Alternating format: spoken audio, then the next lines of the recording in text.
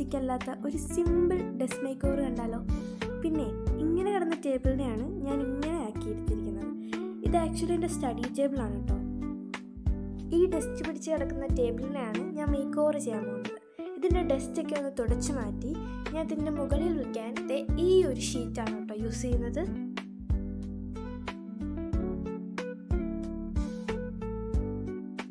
ആ ഷീറ്റ് ഞാൻ നന്നായിട്ടൊന്ന് സ്റ്റിക്ക് ചെയ്ത് കൊടുത്തു.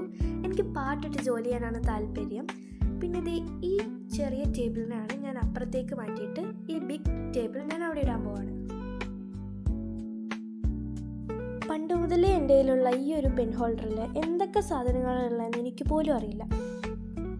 പിന്നെ അതിൽ നിന്ന് എനിക്ക് കുറച്ച് ഗ്ലിറ്റർ പെന്നും വൈറ്റ് പെന്നും ഗ്ലൂവും പെൻസിലും സ്കെയിലും ഒക്കെ കിട്ടി.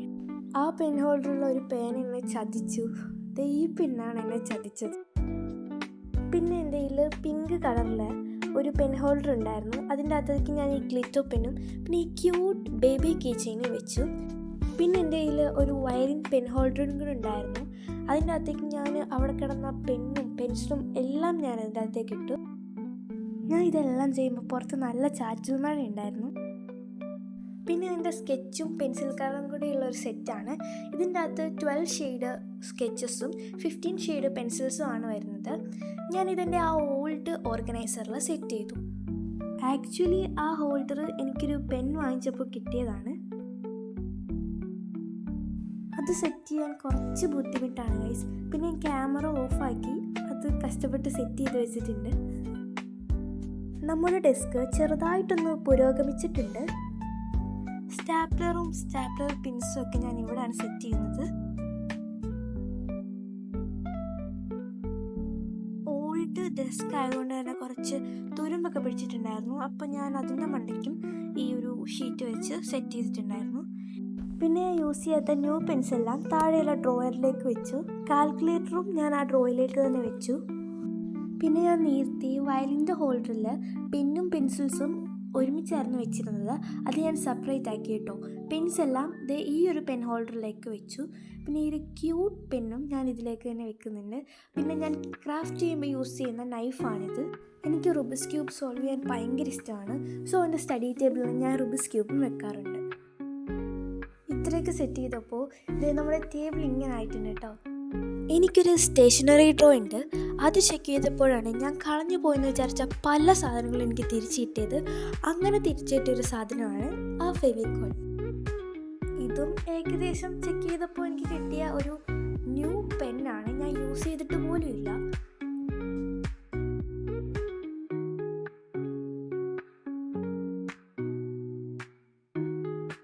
നമ്മൾ സ്കൂളിലേക്ക് പോകുമ്പോൾ ടൈം ടേബിൾ എടുത്ത് വെച്ചതിന് ശേഷം കുറച്ച് ബുക്ക് ബാലൻസ് ആയിട്ട് വരും. ആ ബുക്സ് എല്ലാം ഞാൻ ഈ ടേബിളിൽ തന്നെയാണ് സെറ്റ് ചെയ്യുന്നത്. ഏകദേശം 1 year ആയിട്ട് ഞാൻ ഈ ബോക്സ് യൂസ് ചെയ്യുന്നുണ്ട്. അതിൻ്റെ പോരായ്മകളൊക്കെ ആ ബോക്സിൽ കാണാനുണ്ട്. പിന്നെ ഇത് മെയ്ഡ് ഇൻ ചൈന ആണ് കേട്ടോ. പിന്നെ എനിക്ക് തോന്നുന്നു ഇതെൻ്റെ ഒരു 3rd സ്റ്റാൻഡേർഡിലുള്ള ഡയറിയാണെന്ന്. ഇപ്പം ഞാൻ യൂസ് ചെയ്യുന്ന ഡയറി ഇതാണ് കേട്ടോ. പിന്നെ ഇതെൻ്റെ കയ്യിലിരുന്ന കുറച്ച് ഓൾഡ് സ്റ്റിക്കി നോട്ട്സ് ആണ്. ആ പേന തന്ന അടയാളമാണ് നിങ്ങൾ എൻ്റെ കയ്യിൽ കാണുന്നത്. പിന്നെ ആ ചെറിയ ടേബിളിൽ എൻ്റെ കുറച്ച് സ്റ്റഡി മെറ്റീരിയൽസ് ആണ് വെച്ചിട്ടുള്ളത്. പിന്നെ കുറച്ച് റീഡിംഗ് ബുക്സ് ഒക്കെ ഞാൻ അവിടെ സെറ്റ് ചെയ്തിട്ടുണ്ട്.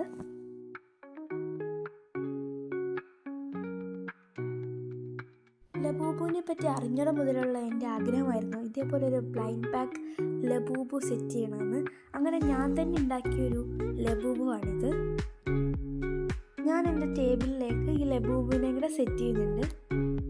പിന്നെ നേരത്തെ അറേഞ്ച്മെൻറ്റ്സ് എനിക്ക് അത്രയ്ക്ക് അങ്ങ് ഇഷ്ടപ്പെട്ടില്ലായിരുന്നു. പിന്നെ ഞാൻ ഒന്നുകൂടെ അതൊന്ന് സെറ്റ് ചെയ്തു. ഞാൻ അലർജി ഉള്ള ഒരാളായതുകൊണ്ട് തന്നെ ഞാൻ എൻ്റെ സ്റ്റഡി ടേബിളിൽ എപ്പോഴും ഒരു ടിഷ്യൂ പേപ്പർ വെച്ചിരിക്കും.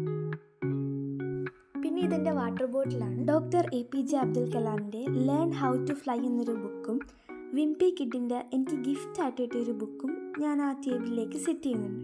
എത്രയോ മാസങ്ങൾക്ക് മുമ്പ് വരച്ചു തുടങ്ങി പകുതിക്ക് ഇട്ട് വെച്ചിരിക്കുന്ന ഒരു കഥകളിയാണ് നിങ്ങളിപ്പോൾ കാണുന്നത്. ഏകദേശം ഒരു 3 years പഴക്കമുള്ള ഒരു ഹോം മെയ്ഡ് പേപ്പർ വെയ്റ്റ് ആണ് നിങ്ങളിപ്പോൾ കാണുന്നത്. പുറത്ത് നല്ല മഴ ആയതുകൊണ്ട് നല്ല ഇരുട്ടാണ്. സോ ഈ വീഡിയോയ്ക്ക് അത്ര ക്വാളിറ്റി ഒന്നും കാണില്ല. പിന്നെ ആ ഡ്രോവർ ചെക്ക് ചെയ്തപ്പോൾ കിട്ടിയ ത്രെഡും ഗ്ലൂ സ്റ്റിക്സും ഒരു പേപ്പർ കട്ടറുമാണിത്. പിന്നെ കഥകളിയുടെ പെയിൻറ്റിങ്ങിന് വേണ്ടി ഞാൻ വാങ്ങിച്ചൊരു ബ്രഷ് സെറ്റാണത്. ഇത് 12 ഷെയ്ഡ്സ് വരുന്ന ക്യാമലിൻ്റെ അക്രൈലിക് പെയിൻ്റാണ്. ഇതിൻ്റെ ഒരു ട്യൂബിൽ 9 ml വെച്ചാണ് വരുന്നത്. ഇതൊരു സ്കെച്ച് പെൻ സെറ്റാണ്. ഇതും മെയ്ഡ് ഇൻ ചൈനയാണ് കേട്ടോ.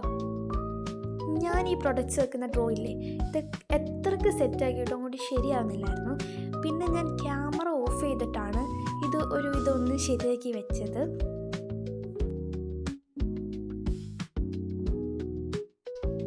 ഇത് ഞാൻ യൂസ് ചെയ്ത് പഴകിയ ഒരു പാലറ്റാണ്. ഇത് ഞാൻ ആ ഡ്രോയിൽ തന്നെ വെക്കുന്നുണ്ട്. പിന്നെ ഇത് കുറച്ച് ക്യാൻവാസാണ്. ഇതെൻ്റെ സ്കെച്ച് ബുക്കാണ്. പിന്നെ ഞാൻ പീരിയോഡിക് ടേബിൾ ഭിത്തിയിലേക്കൊന്ന് സ്റ്റിക്ക് ചെയ്ത് കൊടുത്തു. ഇതിപ്പോൾ ഇങ്ങനെയാണ് നമ്മുടെ ടേബിളുള്ളത്.